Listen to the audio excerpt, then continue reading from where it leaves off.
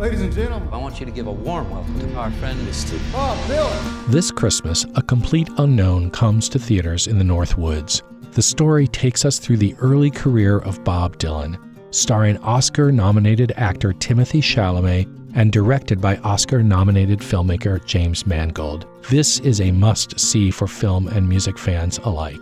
The North 103.3 recently sat down with Mangold to discuss the process of bringing this powerful story to the screen. Here's our interview. So this broadcast is seen throughout the region, Duluth and the Iron Range, and I'm curious, in your research, is there something that you can see that deeply influenced Bob Dylan's work? My God, I mean, I even think the persona he's developed, the vocal, the voice, the grit he kind of wants to embody, all is of the area. Even his fantasies, to the degree that as a young man, we can project that while he told stories about riding the rails and working on the carnival or a circus or picking up chords from cowboys in the Dakotas, these are all kind of Midwest fantasies in a way, and kind of and maybe his real yearning, wishing he wasn't just a middle-class kid, son of a hardware store owner in Hibbing, that wanting a sexier story to tell about where he comes from, but one still built on the mythology of the Midwest, certainly. And I think he's also strong, kind of represents a kind of obstinate even. So I have a question. If there's one antagonist in the Dylan story or your Dylan story, what would that be? Well, it's really important to remember what the word antagonist means, which simply means a character who is in opposition or at least putting up obstacles to your protagonist. It doesn't mean bad. It just means in opposition. Well, clearly, this is not a story which I organized primarily along kind of like the lines of kind of singular protagonist, antagonist. I mean, I really think it's as much a slice of life kind of story about a bunch of characters. And really the questions my movie tries to raise is as much as it's a biographical tale, I think there's kind of universal questions about genius and what is it? And do the people who have it deserve it? And do the people who don't have it, should they be resentful or envious or covet or protect? What is our attitudes about this? Because there's no way to contextualize a 19-year-old man who within 4 years has written half of the important songs of the century. There is no way to minimize the prolific and monumental output of this young man, and nor should anyone try. Nor can you minimize the length of the creative career of this artist, and how long he's been reinventing himself, and how often he's been repeating the pattern. There's no coincidence that my movie, opens with his arrival in New York, which is of course a departure from somewhere else, and ends with a departure from Rhode Island, and from New York, and which is of course an arrival somewhere else. And Bob's whole life has been a series of kind of rebirths and rebuilds and investigations and then suffocations and then escapes and rebirth and repeat, rinse and repeat. And in many ways, that's where some of the kind of mysteriousness of his life might come from. But he's been utterly clear to us. Like, it's where I don't accept the word enigma with him. I think he's been flat out honest with us so many times. He who is not busy being born is busy dying. Or even more recently, I contain multitudes. These are all very clear subject-verb statements of fact about himself, not at all obtuse, that really reflect someone who's committed to being courageous and venturing in places they haven't gone before and testing themselves. You certainly said that it's all in the words of his songs. If you want to figure it out, he's been very clear about that for a long time. Yeah, it's that people want him somehow to do what so many others do, and in fact I'm doing now, which is explain. And that I wish I had the courage to kind of go, no, just watch the movie. And because on one level it is all there, but people do like a kind of cliff notes, and they do like a handle, and we do want them to come see it. So we want to give the promise. I mean, but Bob does.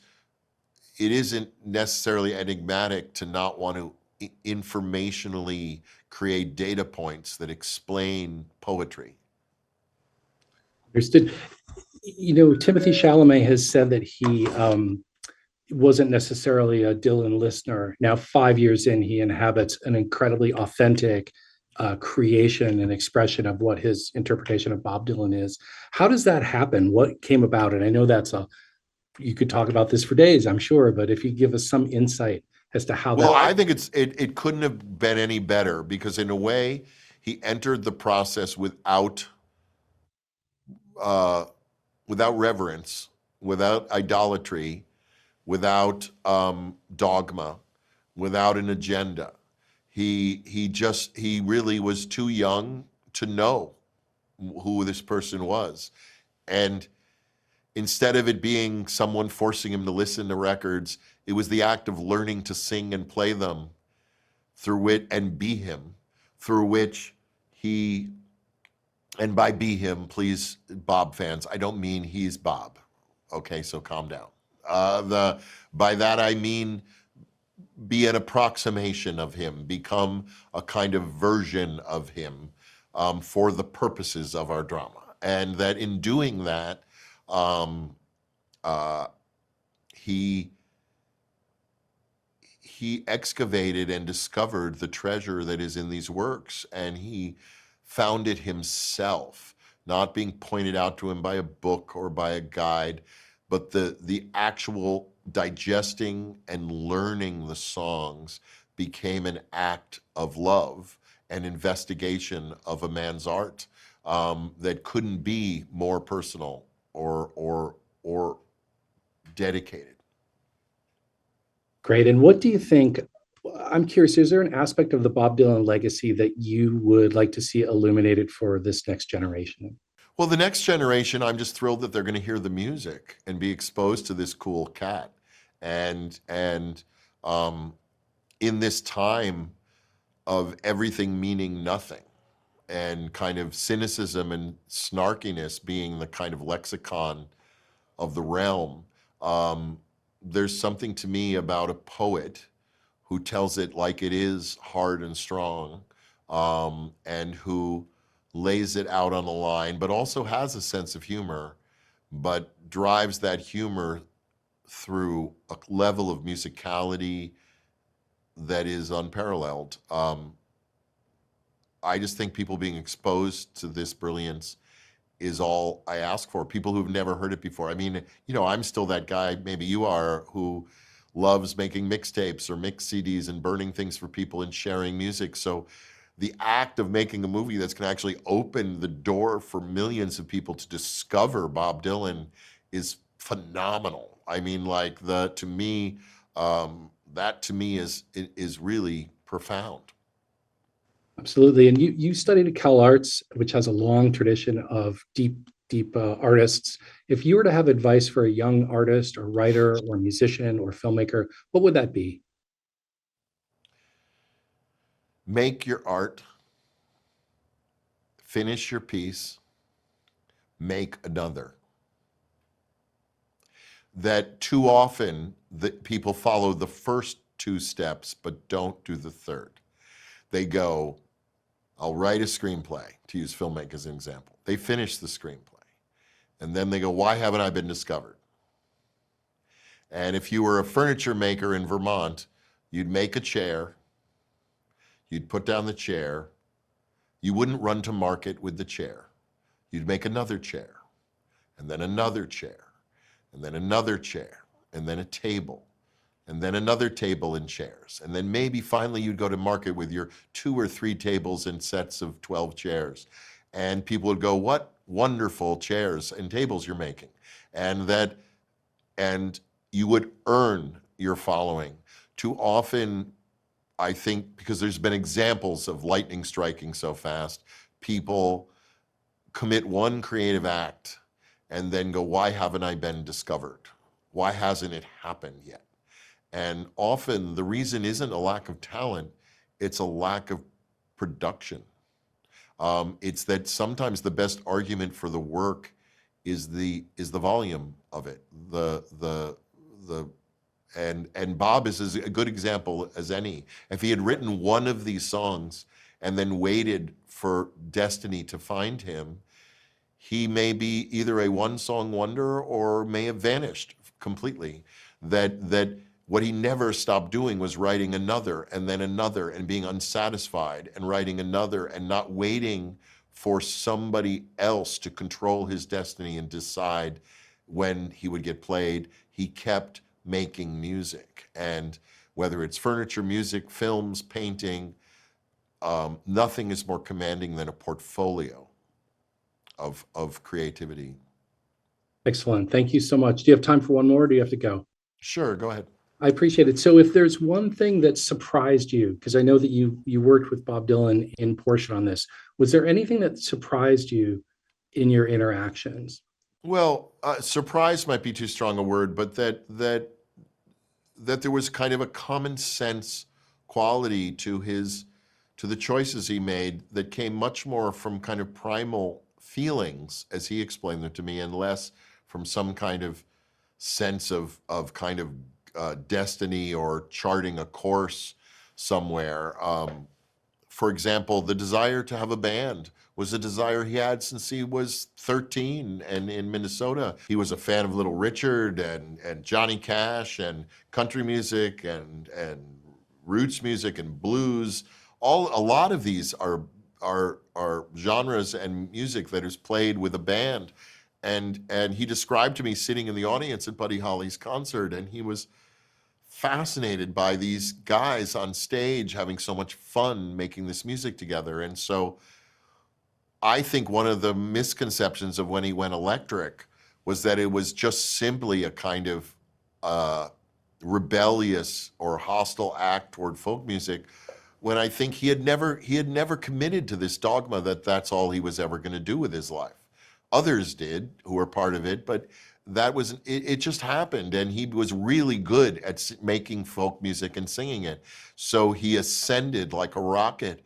But that, very often what we're good at isn't necessarily what we want.